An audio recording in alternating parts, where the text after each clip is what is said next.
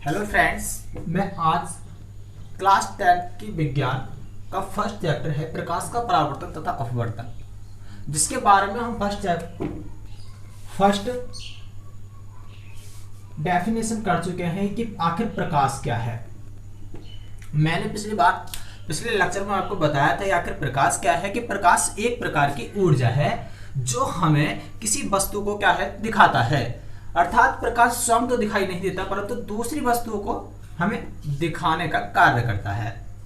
और मैंने आपको यही बताया था कि प्रकाश विद्युत चुम्बकीय तरंगों के रूप में चलता है, और एक हेडिंग थी उसमें कि आखिर प्रकाश की तरंग दैर्घ्य कितनी होती है। तो आज नोट करेंगे हम इसमें प्रकाश की तरंग दैर्घ्य। प्रकाश की तरंग दैर्घ्य 3900 एंगस्ट्रॉम से 7800 एंगस्ट्रॉम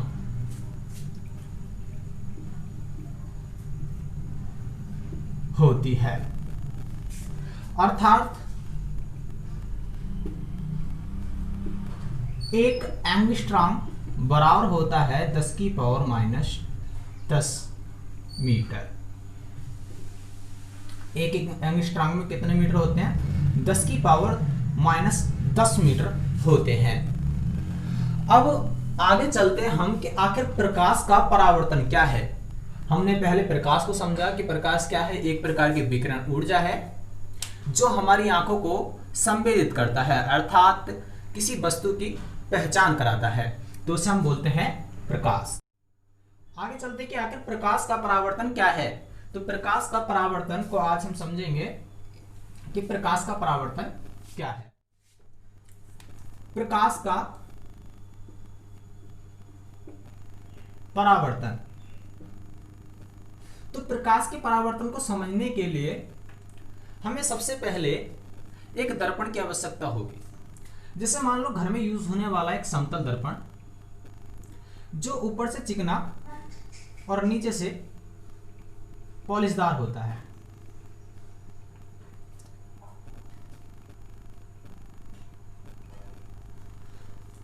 माध्यम फर्स्ट अगर हम बात करें तो माध्यम 1 एक चिकना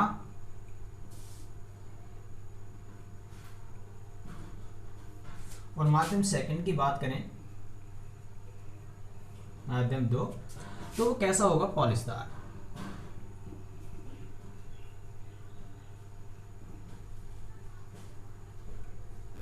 पॉलिशदार। तो हम बात करें कि आखिर प्रकाश का परावर्तन क्या है। तो माना एक सूर्य है, जब सूर्य की कोई किरण किसी चिकने व पॉलिशदार तल से टकराती है, तो उसका अधिकांश भाग वापस लौट जाता है, उसी माध्यम में वापस लौट जाता है। जब प्रकाश की कोई किरण किसी चिकने व पॉलिशदार तल से टकराती है, तो उसका अधिकांश भाग उसी माध्यम में वापस लौट जाता है, और इसे ही हम क्या बोलते हैं कि प्रकाश का परावर्तन। यानी कि प्रकाश की कोई किरण किसी चिकने व पॉलिशदार तल से टकराकर उसी माध्यम में वापस लौट जाती है, और जब इसे ही हम बोलते हैं प्रकाश का परावर्तन। तो प्रकाश का परावर्तन क्या हुआ कि जब प्रकाश की कोई किरण किसी चिकने व पॉलिशदार तल से टकराती है, तो उसका अधिकांश भाग उसी माध्यम में वापस लौट जाता है। प्रकाश के चिकने तल से टकराकर और वापस लौटने की प्रक्रिया को ही हम बोलते हैं प्रकाश का परावर्तन। अब प्रकाश का परावर्तन तो हमने समझ लिया कि प्रकाश का परावर्तन क्या है। प्रकाश का परावर्तन किन किन स्थितियों में हो सकता है, इसके दो नियम हैं। नंबर फर्स्ट, यहां पे हमने एक खींचा अभिलंब और यहां पर एक बिंदु हुआ आपतन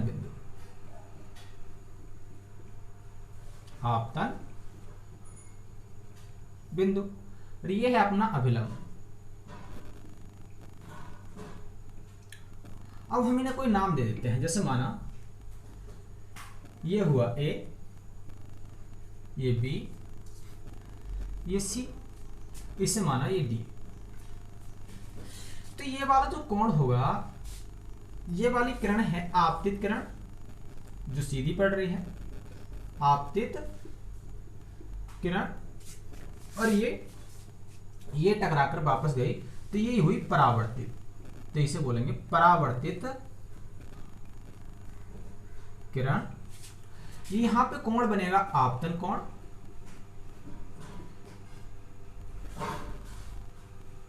और ये बनेगा परावर्तन कोण।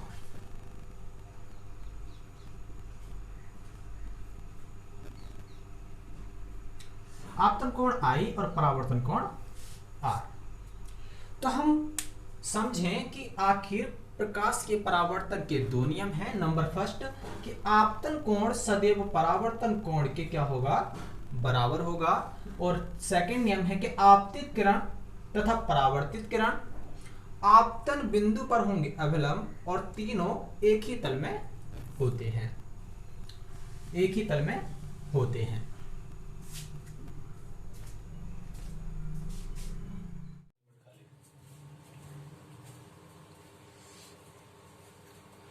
तो अब हम प्रकाश के परावर्तन की परिभाषा लिखने की कोशिश करेंगे इस चित्र के माध्यम से। प्रकाश का परावर्तन, प्रकाश का परावर्तन। तो प्रकाश का परावर्तन किसे कहते हैं कि जब प्रकाश की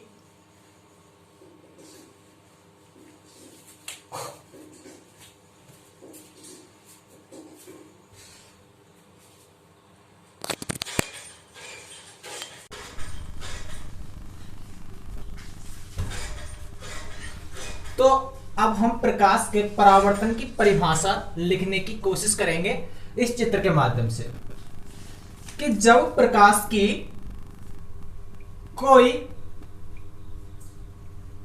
किरण किसी चिकने व पॉलिशदार, किसी चिकने व पॉलिशदार, किसी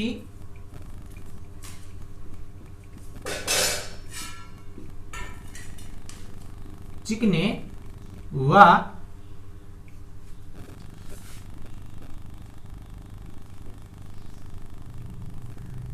पॉलिशदार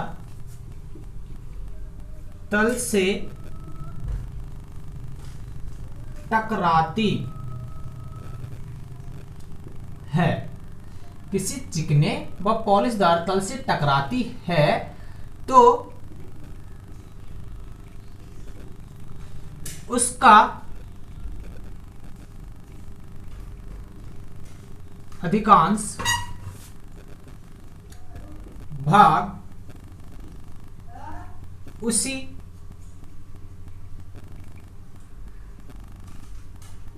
माध्यम में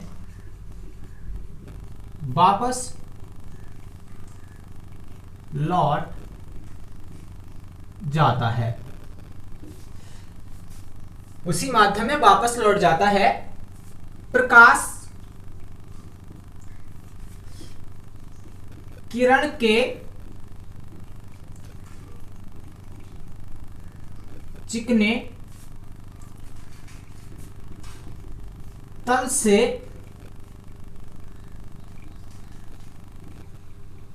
टकराकर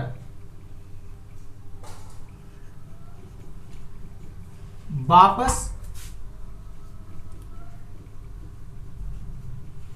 लौटने की प्रक्रिया को प्रकाश का परावर्तन कहते हैं।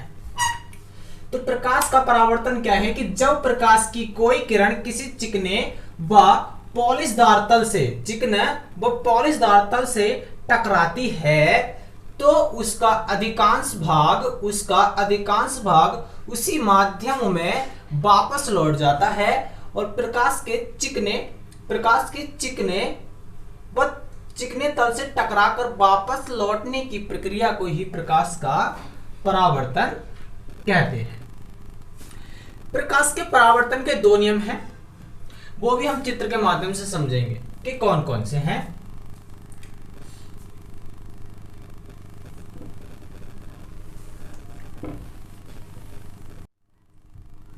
नंबर फर्स्ट, प्रकाश के परावर्तन के दो नियम हैं। नंबर फर्स्ट, आपतन कोण सदैव परावर्तन कोण के बराबर होता है। तो हम बोलेंगे आपतन कोण सदैव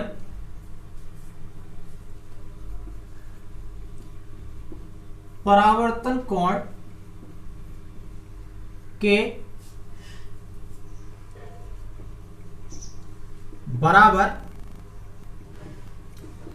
होता है। और नंबर सेकंड, आपतित किरण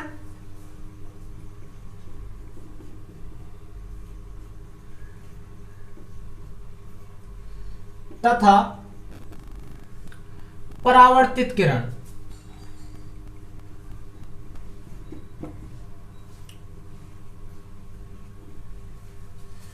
आपतन बिंदु हम उसे बोलते हैं जहां से जहां पर ये आपतित किरण गिरती है वही हमारा होगा आपतन बिंदु। तो आपतित किरण तथा परावर्तित किरण आपतन बिंदु पर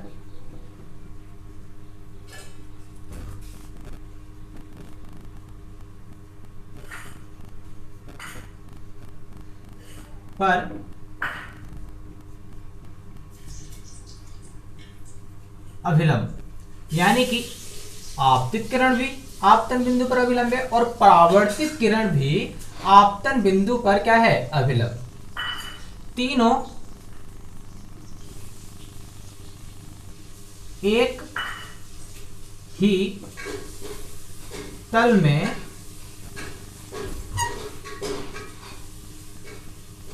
होते हैं।